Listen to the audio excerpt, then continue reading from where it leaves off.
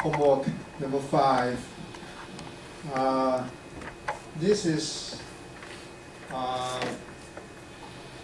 very similar to the note I showed you just last week.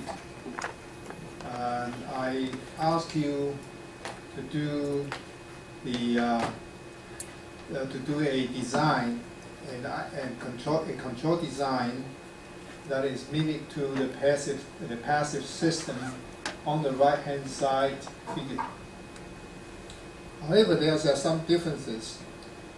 I have the MC here. That MC, this MC is a real MC. So I have this MC for your controller design. That's a real MC. It's exactly the same as this MC, but I don't have the real KC and real ZC here. And so the part of the virtual system is a real sense. Part of the virtual system is not. So that means I think this is going to be right here. So in there, for your virtual system,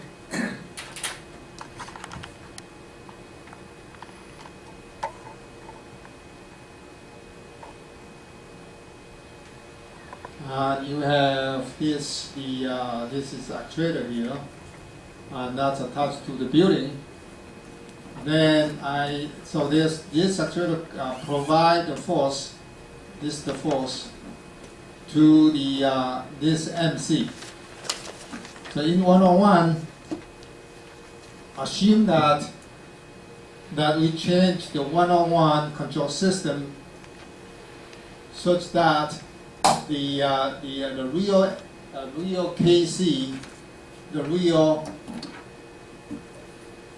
KC and the real ZC are replaced.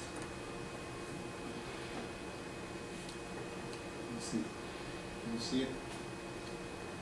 Replaced by virtual. So you have a 101, the real KC and real ZC, and I want to replace that by a virtual KC and ZC. So that virtual KC and ZC will be provided by the computer, which compute the force for this.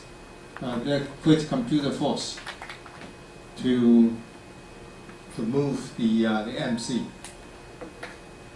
So for this controller design, part of it is real sense, part of it not. So how can you do that? You know, let's just think about it. It's an interesting problem, but you can think about it.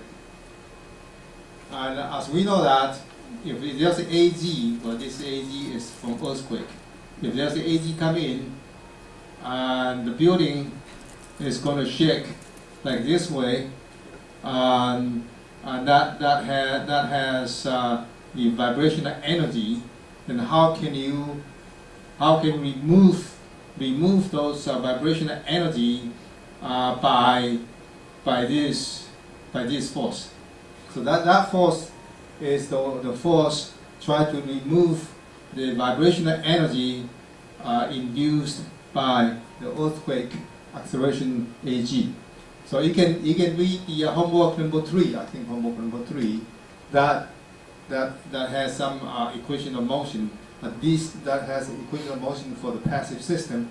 Then you can change that passive system to become the virtual system. That's the deal for this. And the second, this has part A and part B. The part B is asking you that can you find a ZC? Can you find a virtual ZC such that I have the damping ratio of 0.05? So you know the damping ratio, right? That's in homework number 4. I ask you about the damping ratio. If you don't, then you can go back read my note. All right, and that's just a brief explanation. If you have any more questions, you can just go to the website and then key in your questions, and then we'll be able to answer your questions. Any questions? Any problems? No? This is just a simple problem. There's no much tricks in this problem. Okay. If you don't, then we go back to explain. Go back to our notes here. I believe last week we stopped here. I think. No, 2 weeks ago, not last week. Okay, this is really almost the same problem as the homework number 5. You have the only accelerometers. These accelerometers allow you to measure the accelerations. All right, and then the computer will compute a force, a control force. Is that okay? The computer will compute a control force, and that force will mimic to a passive system. That's the idea. The idea is, how can I design a control system that is mimic to my passive system? Because passive system always dissipate energies, there is no stability problem. That's what we're talking about. Okay? All right. So this command.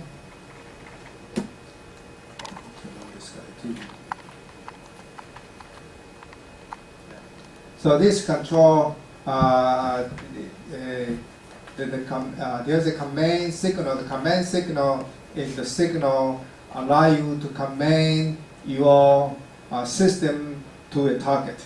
So normally like earthquake, we don't have this command signal.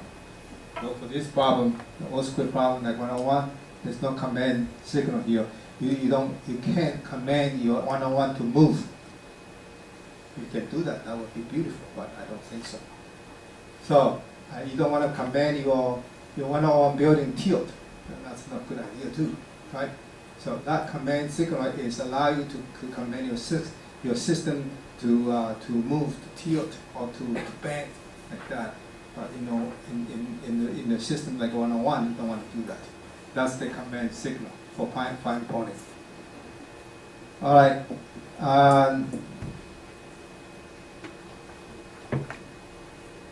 Okay, so then in this system we have thrusters.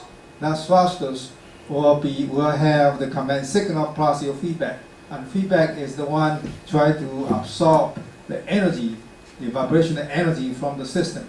That's what we call the UF. That UF really try to mimic a passive system force, so that you can take out the energies from your system. The energy you don't want it. Like the energy, the earthquake energy, you don't want it. So you when the earthquake come in, the earthquake give the energy to the building. Then how can you take the energy out from the building so that your building won't collapse because of the energy build up like that. All right. So this is a very intuitive control design concept. It's just try to get something related to TMD. And here I show you a TMD, which is the virtual TMD. This is not real TMD, it's a virtual TMD, just like your homework number 5 here. So you have a virtual TMD. There's a total of 8 sets of TMD to control the system. So this is one of them. So we have total 8 sensors, 8 accelerometers. Because of 8 accelerometers, we have 8 the thrusters. So we have 8 thrusters for this, and each design is independent. So you don't have to worry about this TMD and that TMD, the interaction between this TMD and that TMD, and all 8 all set TMDs, they all act, they all behave independently.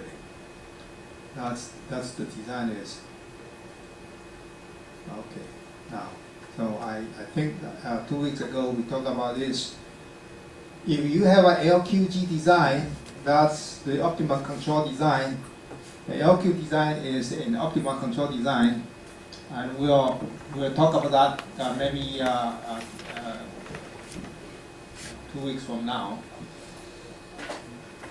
The LQG is this is the optimal control design. This is one of the optimal control design.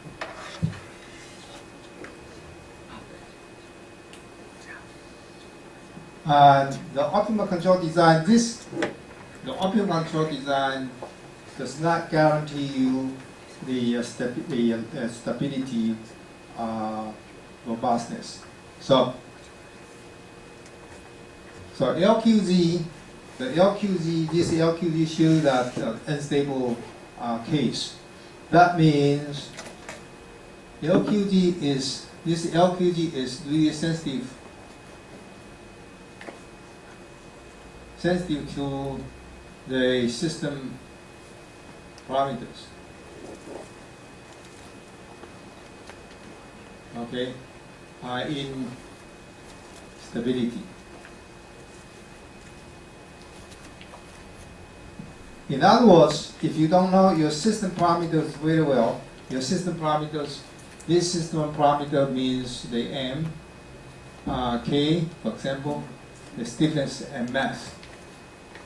If you don't know your mass or your stiffness very well, for example, you don't know your building, this building, the mass and stiffness, or that, in other words, you don't know your building frequencies very well, then when you design a controller, the LQG controller, then when you really implement it, then it could be unstable. This is the case. That is the case.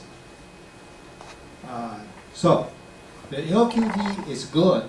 I'm not saying the LQG is not good. The optimal control is a good control design. A lot of people, a lot of systems apply the optimal control techniques for their control design. They are a good method, but again, those good methods doesn't mean it's always stable when your system parameters are unknown, or when you don't know your system parameters very well. Then you might have a problem in your stability. Okay, so this just show you that LQG could drive your system become unstable. That's on your left-hand side figure. That's what happens.